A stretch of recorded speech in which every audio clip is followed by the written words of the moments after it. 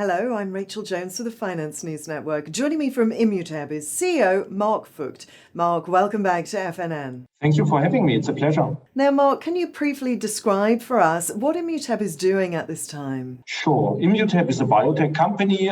We are active in immuno-oncology as well as in autoimmune diseases. We're actually the leader for one specific immune checkpoint, LAG-3, which is very relevant. It's actually the most promising immune checkpoint beyond PD-1, where you have multi-billion-dollar blockbusters based on, or CTLA-4.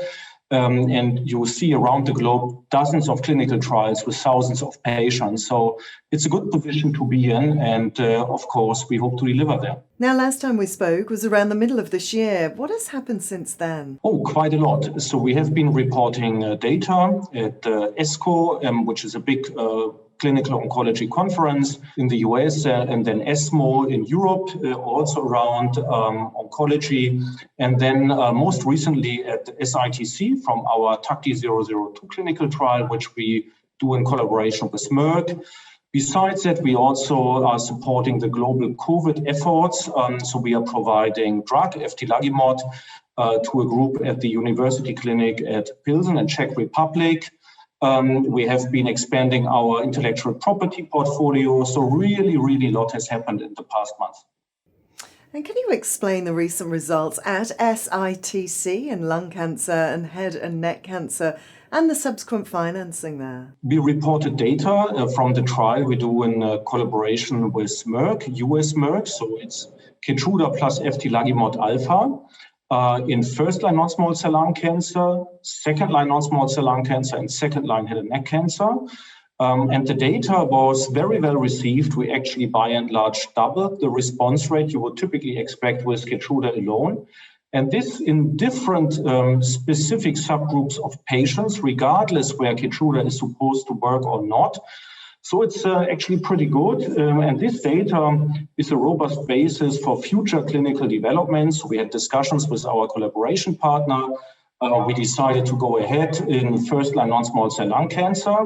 And also we will do a trial in first-line head and neck cancer. And this, of course, needs to be financed. So it is a value-enabling financing. We raised close to 30 million Australian dollars from top institutional investors from Australia, also supported by a US investor. So I think it's quite a good raise, important for us. We extended also our cash reach till end of 2022 so that we can really focus on delivering good data to build on the data that we have and do not need to go back to the market in the next period of time. So it was pretty good, but really also a value-enabling raise. Excellent.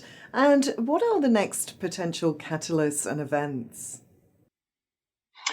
Yeah, 2020 is almost over, not for us. So we will have data actually mid of December at the so-called San Antonio Breast Cancer Conference. So it's among the best breast cancer conferences in the world. So a very relevant place to be. We have a spotlight presentation from our big APEC clinical trial where we reported some data end of March.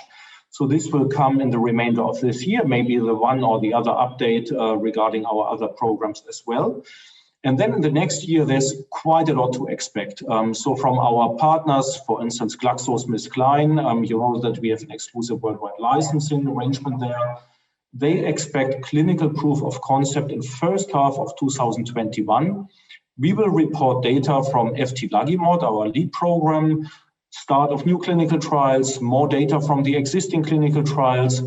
Also, we hope for updates from Novartis, and also our preclinical asset, IMP 761, should move forward. So there's really a lot to expect, actually more than we had already in 2020. Marc Voigt, a pleasure to speak to you again. Thanks again for the update. Thank you so much.